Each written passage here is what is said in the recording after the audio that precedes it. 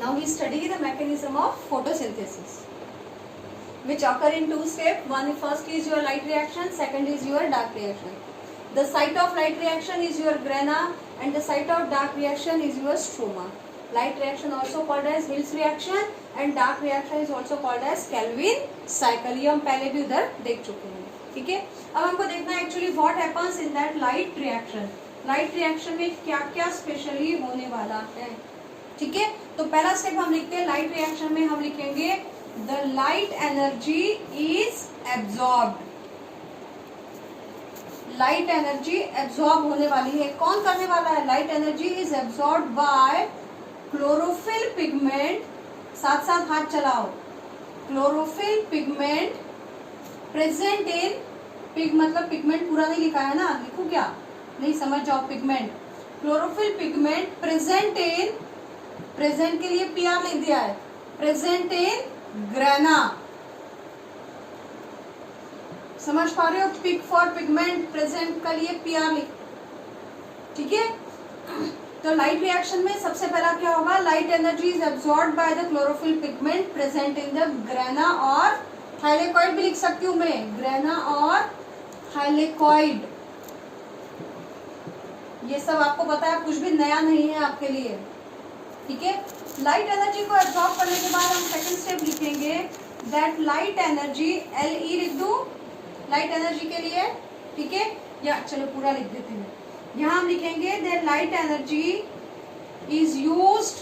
कहाँ पर यूज होगी? Used in oxidation of water molecule, या मैं बोल सकती हूँ ब्रेकडाउन ऑफ वाटर मॉलिक्यूल. यहाँ मैं टर्म स्पेसिफाई करती हूँ that is photolysis of water. Photolysis of water. Photo मतलब लाइट, लाइट के प्रेजेंस में, लिसिस मतलब टूटना, ब्रेकडाउन. लाइट के प्रेजेंस में वाटर मॉलिक्यूल टूटता है, ठीक है. तो पहली स्टेप में क्या हुआ? Light energy is absorbed by the chlorophyll pigment. That light energy is utilised in the oxidation of water molecule और the breakdown of water molecule. That term we specify that is photolysis of water. Light की presence में पानी का molecule टूटेगा. That is your second step. अब क्या हुआ? जब पानी का मॉलिक्यूल टूटेगा तब मैं बोलूंगी द ऑक्सीजन इज इवॉल्व. सबसे इंपॉर्टेंट पार्ट, ऑक्सीजन इवॉल्व हो जाती है, रिलीज हो जाती है.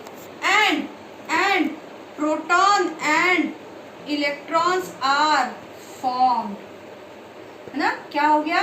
ऑक्सीजन निकली और प्रोटॉन और इलेक्ट्रॉन बन गए. देखो मैं इक्वेशन ऐसा लिख सकती हूँ ना, H2O टूटेगा तो क्या होगा? मेरे पास H+ आयंस मिलेंगे प्लस मुझे कुछ इलेक्ट्रॉन्स मिलेंगे प्लस ये ऑक्सीजन रिलीज हो जाएगी. तो यार फोटोसिंथेसिस की जो सिंपल इक्वेशन हम लिखते हैं, उस सिंपल इक्वेशन में हमने लिखा ही यही था. अगर आपको याद आ रहा है तो देखो हमने क्या लिखा था? 6CO2 plus 6CO2 plus 12H2O, याद आ रहा है. और यहाँ हमने लिखा था क्लोरोफिल पिगमेंट और यहाँ लिखा था सनलाइट. क्या बना था मेरा? C6H12O6 प्लस O2 निकल गया था 6O2 और प्लस 6H2O निकला था ना. अब देखो इस प्रोसेस में लाइट रिएक्शन में क्या हुआ मेरा? This water molecule be utilise and that oxygen is released. ये दो प्रोसेस जो है ये इस लाइट रिएक्शन में हो गई थी. अब क्या हुआ? When oxygen is released out we say that we have this proton and electron, right? No, so हम कह सकते हैं from this proton and electron we will make the energy store to make energy. इससे हम energy बनाते हैं, या हम आपको बुक में लिखे हुआ मिलेगा एसिमुलेटरी पावर. एसिमुलेटरी पावर का फॉर्मेशन होता है. मतलब मैं डायरेक्टली सिंपल वर्ड में बोलूं तो ये He से H से मतलब H+ आयन से बन जाता है मेरा NADPH रिड्यूस फॉर्म, और इलेक्ट्रॉन से बन जाता है मेरा ATP. अब बताओ एटीपी और एनएडीपीएच को जानते हो क्या? Mitochondria is called powerhouse of the cell because it store the energy in the form of ATP. तो एटीपी के फॉर्म में एनर्जी स्टोर रहती है और एनएडीपीएच के फॉर्म में एनर्जी स्टोर होती है। तो इस लाइट रिएक्शन में लाइट एनर्जी को यूज करके वाटर के मॉलिक्यूल को तोड़ा गया। वाटर के मॉलिक्यूल के टूटने से oxygen is released out and some proton and electrons are formed. These proton and electrons are utilized to make the ATP and NADPH molecule. ठीक है, तो इलेक्ट्रॉन से मेरा ATP बना और प्रोटॉन NADP के साथ जुड़ के NADPH रिड्यूस फॉर्म में कन्वर्ट हो गया है। क्लियर है ना? तो ये हो रहा था सब किसके अंदर? लाइट रिएक्शन में। क्या क्या हुआ एक बार फिर सुनते हैं। Light energy is absorbed bye the chlorophyll pigment. Chlorophyll pigment कहाँ प्रेजेंट था? ग्रेना में। ग्रेना में या थैलेकॉइड में? उल्टा बोलूं तो ग्रेना या थैलेकॉइड के क्लोरोफिल पिगमेंट ने लाइट एनर्जी को एब्जॉर्ब किया।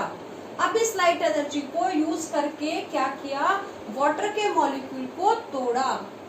वाटर के मॉलिक्यूल को तोड़ने से क्या हुआ? ऑक्सीजन इज इवॉल्व्ड, निकाल दी बाहर। अब मेरे पास क्या बचा? Proton and electron are formed. Proton और इलेक्ट्रॉन बने थे। अब ये जो प्रोटॉन और इलेक्ट्रॉन थे इसको मैंने यूज किया to make the energy in the form of ATP and NADPH. तक क्लियर? ये सब कहाँ पे हो रहा था? मेरे ग्रेना पार्ट में, जहां पर क्लोरोफिल पिगमेंट प्रेजेंट था।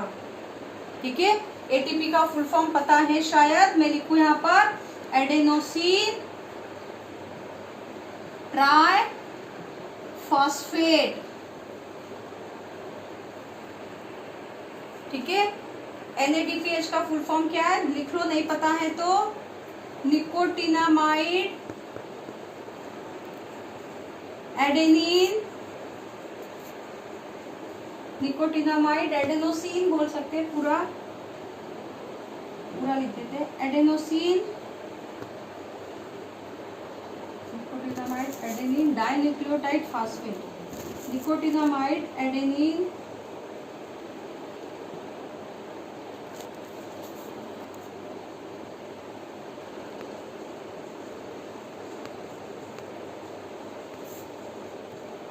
Nicotinamide adenine dinucleotide phosphate. ठीक है, एक बात और बताओ, एक NADPH बराबर होता है 3 ATP के, है ना?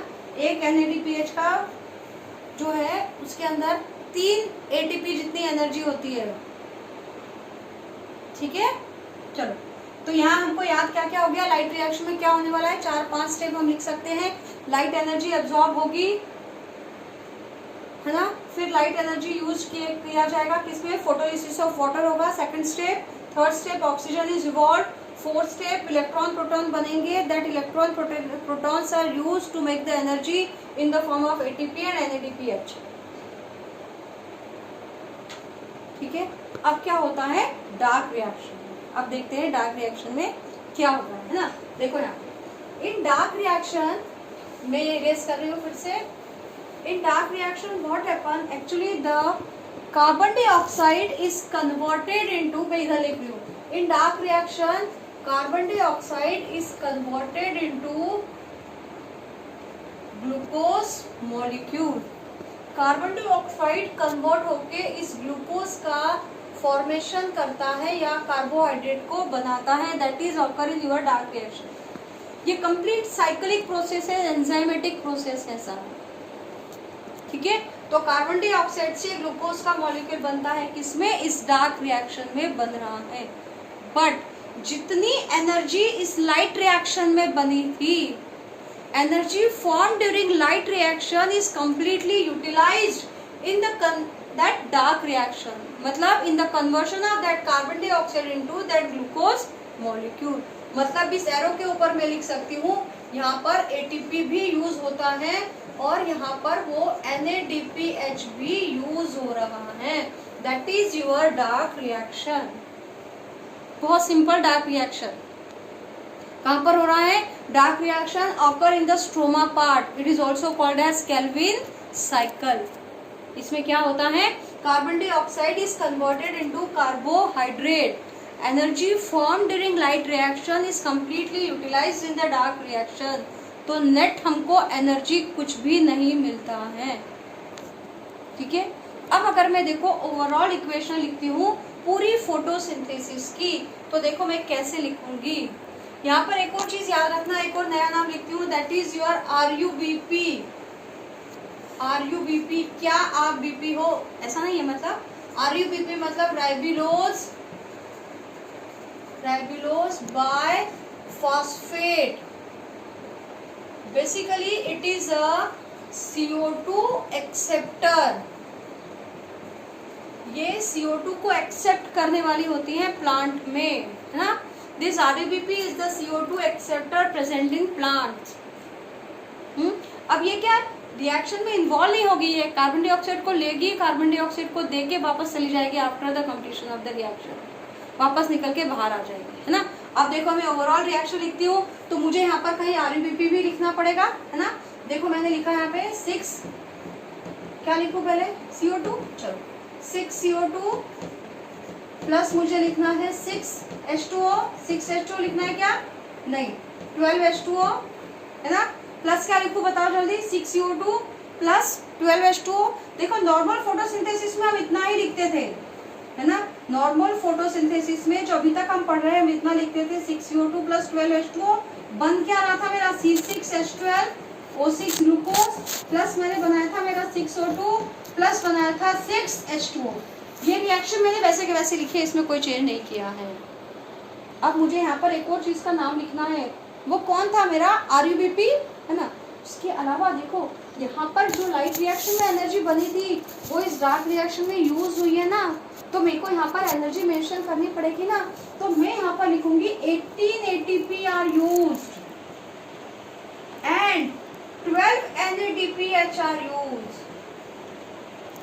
जो बने थे लाइट रिएक्शन में वो यहाँ पर यूज हो रहे हैं, तो मैं यहाँ पर रिएक्शन में इन्वॉल्व करूंगी ना उसको। तो मैंने क्या लिखा है, कैसे लिखा है? 6 CO2 plus 12 H2O plus 18 ATP and 12 NADPH और प्लस और क्या लिखो यहाँ पर? एक और important RUBP which is a carbon dioxide acceptor, जो कार्बन डाइऑक्साइड को रिसीव करने वाला है, ठीक है। अब जब कन्वर्शन हो जाएगा तो क्या होगा? ये 18 ATP टूट के बना देंगे 18 ADP, एनर्जी कंज्यूम हो गई, और NADPH से बन जाएगा मेरा 12 NADP, मतलब इसका H जो है, जो रिड्यूस्ड फॉर्म है, वो निकल जाएगा, ठीक है। सो दैट वुड बी, और यहाँ पर एक और क्या निकलेगा मेरा? RUBP। ये वापस ऐसा कैसा निकल गया है। So the overall reaction of that photosynthesis हम इस तरीके से लिखते हैं, इतनी एनर्जी यूज हो रही है, बाद में ये प्रोडक्ट बनके हमको मिलने वाले हैं, ठीक है।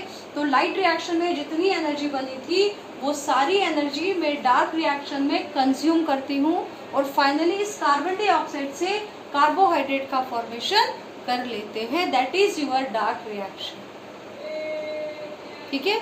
ये पूरा फोटोसिंथेसिस का मैकेनिज्म होता है। अब इस चैप्टर में अपने को पढ़ना, इस टॉपिक में पढ़ना रह गया है द फैक्टर्स अफेक्टिंग फोटोसिंथेसिस और एक्टिविटी बेस्ड कुछ क्वेश्चंस बचे हैं। कुछ एक्टिविटी है इस फोटोसिंथेसिस से रिलेटेड कि chlorophyll is necessary for photosynthesis, light is necessary, carbon dioxide is necessary for photosynthesis, क्योंकि एक्टिविटी बेस्ड क्वेश्चन भी एग्जाम में आते हैं, तो हमको उसको भी प्रिपेयर करना है ना। तो नेक्स्ट लेक्चर हो सकता है थोड़ा छोटा हो, पर उस लेक्चर के अंदर मैं इससे रिलेटेड एक्टिविटी और फैक्टर्स अफेक्टिंग फोटोसिंथेसिस इन चीज़ों को एक्सप्लेन करूँ, है ना, ताकि अपना प्लांट में न्यूट्रिशन वाला टॉपिक कंप्लीट हो जाए। अभी मैंने पेपर भी आपको सेंड कर दिया है, या अभी थोड़ी आ जाएगा आपके पास, तो पेपर के क्वेश्चंस को सॉल्व करने की कोशिश करना। हो सकता है एक आध क्वेश्चन उसमें कुछ एक्टिविटी बेस्ड डल गया होगा, तो कोई बात नहीं, डरना मत, मैं उसको नेक्स्ट टर्न पे एक्सप्लेन कर दूँ ना, जब हम एक्टिविटी पढ़ेंगे तब, ठीक है। चलो, थैंक यू फॉर टुडे।